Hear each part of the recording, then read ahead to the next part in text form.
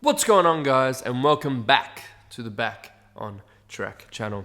Now in today's video, more of a specific type of video than I would normally do, where I would normally talk about a few different topics altogether. But today someone actually asked me on Instagram, just asking about my history as a performer and how I go about dealing with stress and anxiety, and how I grew up learning how to sing, dance, act, how I was able to get into musical theatre, how I was able to tour in a professional production, get into a boy band, go on The Voice, all this stuff. And today I'm just going to take a bit of a deeper dive into me, my history in performing, and hopefully give you guys some tips if you're wanting to get into performing, singing, dancing, acting, anything like that. And hopefully my story and my advice can help, but let's get into it. Okay, so if you don't know me, or if you're just joining this Back on Track family, my name is Emerson Garcia. I'm currently 21, living in the south coast of New South Wales, Australia. I'm just going to go a bit about my history as a performer, how I've dealt growing up in a performing arts environment, learning singing, dancing, acting, and doing everything from musical theatre to being on TV screen acting, touring around with a touring band, with a boy band, and just basically everything that goes along with it. So hopefully my story and my advice can help a little bit. So let's get into it. This might be a bit of not a longer video, but a more like specific in detail video of each sort of different part. So if you want to look for more specific stuff, there should be possibly time codes of what topic and what I talk about. So if you want to look at a more specific thing, go to the time code. So I basically grew up in a performing arts household right from when I was born. Mum and dad were both into music and into performing, and my sister, I watched her grow up doing performing and performing arts, singing classes, dance classes, and I basically got put in to start doing dance lessons and start doing singing lessons from a very young age. I believe I was around 2 years old when I first started dancing, and around 5 or 6 years old when I started singing. From a very young age, I started doing Stedfords, doing dance troupes and solo routines, and any dancer would really know that this is really a common thing if you're growing up in a performing arts household, or do it every afternoon after school. So basically from that young age until I was around 16, 17 years old, I was basically going to dance class almost every afternoon, or singing lessons, refining and developing my skills. That be tap dancing, jazz, hip hop, ballet, and then singing, doing vocal techniques, trying to learn different genres of music, from pop to jazz, to basically anything, to musical theatre.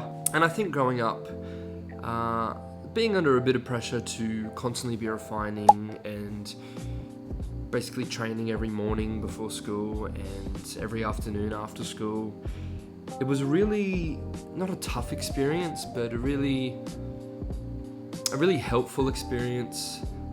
Looking back on it now, constantly training and constantly refining and getting with a fine-tooth comb and just going through everything and making sure that it's as near perfect as possible. I think that's really helped me now at the age of 21 to really look at things with a bit of a finer detail and make sure everything's as good as it can possibly be, whether that be in work, home, relationships, boy bands. I'm just trying to make everything as smooth and basically as perfect as possible. And I think that really stems from that young age of refining and constantly training and constantly performing at a Stedfords and doing troupes and things like that. So I first got introduced to like musical theatre and stuff like that, and was put into, or auditioned for my first musical. It was either 2011 or 2012, down at the Rue Theatre, which was my local theatre back in the day. It still is. which is down in Shell Harbour Village. I auditioned for the role of Gavroche, which is a part of the musical Les Mis, and auditioned for that and got put in as Gavroche with 2 other boys, and that was my first real musical that I was to be a part of, and what a first musical to be a part of. I think I learnt all the lyrics within like the first week of rehearsals, which for those of you who know the show and hearing I think I was 7 or 8 year old kid singing some of those lyrics, it might not have been a good idea. That was my first show, and I remember right before one of the shows, they asked the whole cast to come and sit down in the auditorium as a man was going to come in and present something to one of the cast members. And I didn't know who the Cat Award people were at the time, but that's who they were. And a young gentleman came in and sat everyone down and said they had a Cat Award nomination for one of the cast members. And I was obviously thinking, oh, it's one of the leads or main ladies or main guys performing in the show. And then he read out my name. He read out Emerson Garcia. And everyone was up cheering and clapping and all that. And I was really confused because I didn't know who these people were. So I went up, I got my envelope, and I just thought it was a thank you or a trophy for being in the musical. So fast forward to the Cat Awards that next year. I remember the whole drive down to Canberra with my family. I was like, I don't know what this is, but I know I'm going to win. I know I'm going to win whatever it is. And this is me as like an 8-year-old kid. So we drive all the way down to Canberra, and I'm saying to Mum and Dad and my sister Mackenzie, I know I'm going to win. I know I'm going to win this.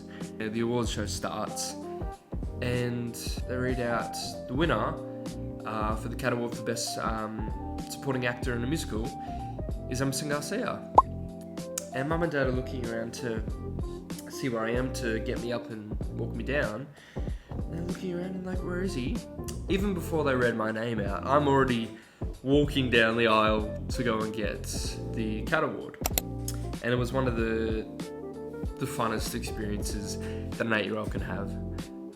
So that's basically that story of how I got introduced to musical theatre, and was very lucky enough to win my first Cat Award for my first musical. So I'm very appreciative of that, and I think that stems from, again, all the hard work and it's all the refining and just trying your best. I mean, that's all we can really do, is just try our best. So after that, I fell in love with musical theatre and was like, I need to do more of these.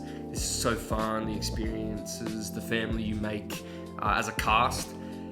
And so I continued to audition and get into a bunch of musical theatre performances and shows, including Gypsy, Jesus Christ Superstar, Annie, like, this goes on and on and on. Mum comes to me and says that they're doing an Australian tour of Les Mis, and that I should go up and audition for it. And I'm the first one there. I'm like, I've got to be the first one there, get in there, get my number one, like bit of paper that you pin onto your shirt for auditions and stuff. So go in, and auditions were so fun. I ended up getting the call back, went to the callback audition rounds, and then a few weeks later, we get the call saying we'd love Emerson to be a part of the Australian touring production of Les Mis, my first ever professional musical theatre production. Previously, my sister Mackenzie got accepted and went around with Cameron Mackintosh's Mary Poppins and toured with that around Australia and New Zealand. And I remember going around to all the states and going to New Zealand and watching her perform on the big stage. It was so grand compared to local theatre. Even though local theatre is really fun, just the size and the spectacle of Her Majesty's Theatre, Capitol Theatre, all these amazing places. And I was like, I need to be a part of one of those. So that's obviously why I auditioned for Les Mis and was lucky enough to be a part of that show and to reprise the role of Gavroche. I actually trained for 2 weeks in Melbourne. I got to perform for a few months in Perth, and then a long season in Sydney. and then I got a bit too tall and wasn't able to go to Brisbane for the next few months, so I was let go.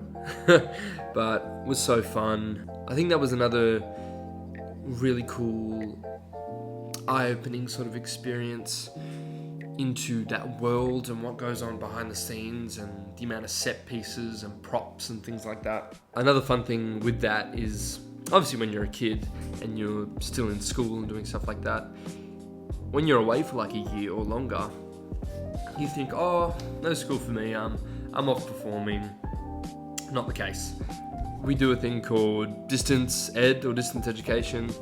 So any day we weren't performing, we'd have to go on a little minivan to a classroom, and we'd have to still obviously learn and stuff like that. I think as a performer, when you're performing in these big theatres and venues, I think a lot of people can possibly agree with me. Performing to a large crowd of hundreds and hundreds and even thousands of people sometimes, I feel like is a lot easier than performing to 10 or 20 people. It's not as intimate, it's not as, I don't know, stressful. I just think it's really easier just performing to a sea of people, which majority of them are just in darkness, as you can't see because there's so many lights on you, as to performing in front of a few people. I think a lot of performers can agree with that, but so much fun. Okay, we move spots. I think, going back to the question I was asked back on Instagram of what it's like growing up as a performer and actually getting into it, and how to deal with the stresses and the fatigue sometimes if you're doing a long season, and the anxiety you can get before going on stage or meeting fans or doing stuff like that.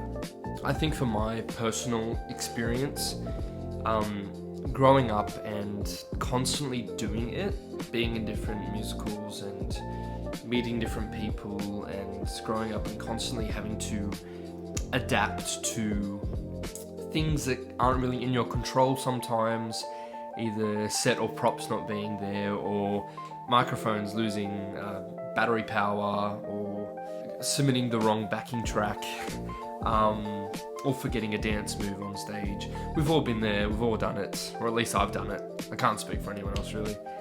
In the performing industry, it's not always going to be perfect, and I think that's one of the things you have to know, is you can always try your best, but if you're really critical and really passionate about it and really believe in it, you're always going to be hypercritical. You're always going to be a perfectionist if you really do care about it, which I think is a good thing. I think it's a good thing if you're stressed. I think it's a good thing if you're anxious. It means you care. I think if you don't care what happens, or don't care that you messed up, I don't think you care as much, to be completely honest. So I think, going back to your question and asking for a bit of advice on that, it's okay to be stressed, it's okay to be anxious, it's okay to not know what's going to happen sometimes. I think that's just part and parcel of being in the performing industry. You're never going to get it perfect. And even if you do get it perfect and you get a A+ on your drama assessment at school, you're always going to be hypercritical and overthink it and think, oh, I could have done this, or I could have made this decision or this choice in this line. And that's okay. It's okay to not think. I shouldn't have pressed that. It's okay to not be okay sometimes with how you think you've gone, but there comes a time where you have to say to yourself, I did a good job, I should be happy with how I've done.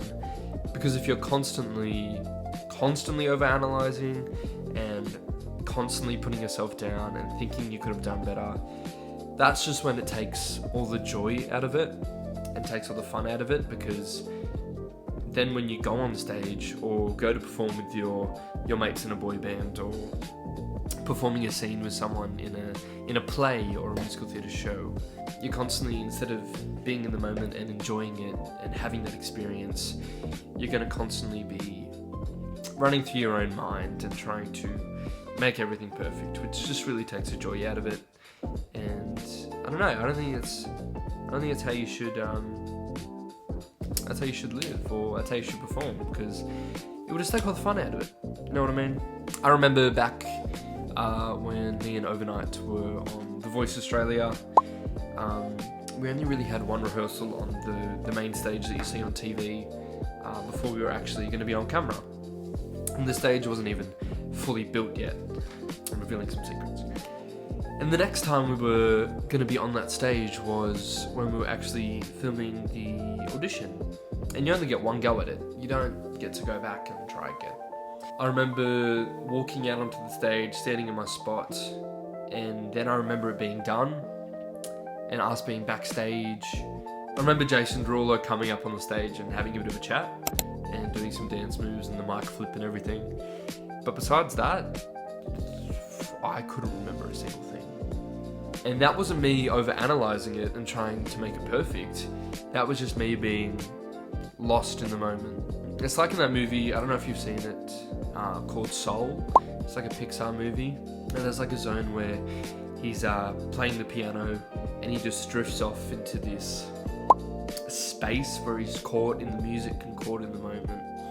And that's basically what it felt like. Like, that was my first experience of not knowing where you are and just going with the flow and being so comfortable in what you're doing that you just drift off and forget everything that even happened. Yes, I'm in my bathtub. I feel like when I film these videos, it feels like when you're on the phone at home and you just go wandering. That's what I feel like when I film these videos. I can't be in the same spot for more than 10 minutes or my mind goes crazy. People who know me can attest to that. I just go wandering sometimes. One of my first real big sort of different experiences was touring with Overnight around the United States, going to Los Angeles and going to Chicago, performing in the Chicago Thanksgiving Parade, performing at the Whiskey A Go-Go, legendary venue.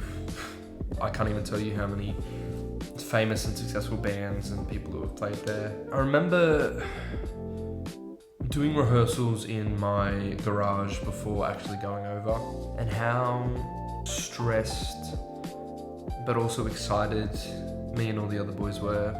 I'm sure they can agree with this. And just not knowing what it was going to be like or what was going to happen.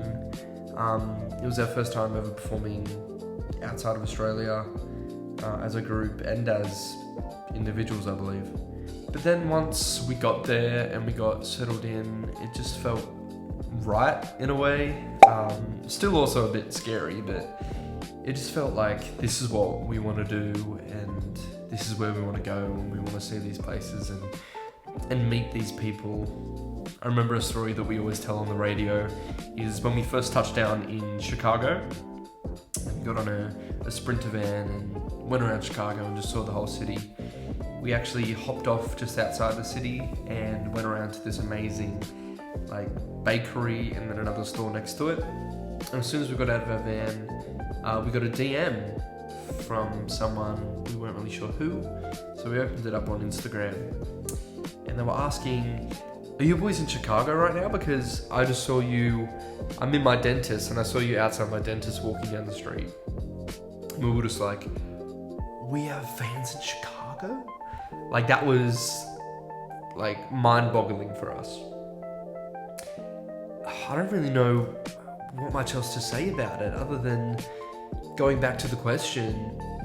It's such a thrilling experience as a performer to perform at a new venue for the first time, to go with your bandmates who you've basically been brothers with for the past 2-3 years as a band, and getting to see all these things with them and I can only say this is a band, but knowing you're not alone in these experiences and that these other 3 guys are experiencing this with you, I think that's sort of the pros of being in a band. You have people there to experience things with for the first time, rather than being a solo artist and having not really do it by yourself because you have your team there, but then no one else really knowing what that's like being the center of attention. But I remember when we performed at the Universal City Walk, we first walked into the park and we just had a big marquee on the big billboard saying overnight, like performing tonight, with a photo of us.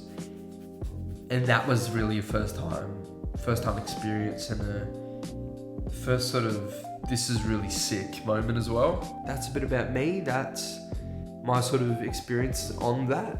So I hope this advice helps. Not only you who sent the question in, but anyone else watching this video who needs a bit of advice on that. I hope that helps. This is where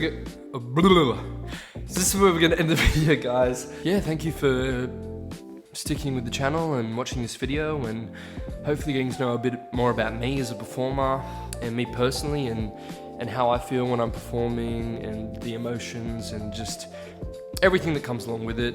I'm hoping the next video I get to film will actually be in Bali, because I'm going there next Tuesday. It's Friday now, so I'm leaving in a few days to go to Bali for the first time, and hopefully maybe one of the bandmates can be the next guest on the channel. I guess you'll see in the next video. So thank you for being part of this channel. Thank you for supporting me, liking the video, commenting, sharing it. I see it all, so thank you for all the love. And I'll see you guys in the next video. Peace.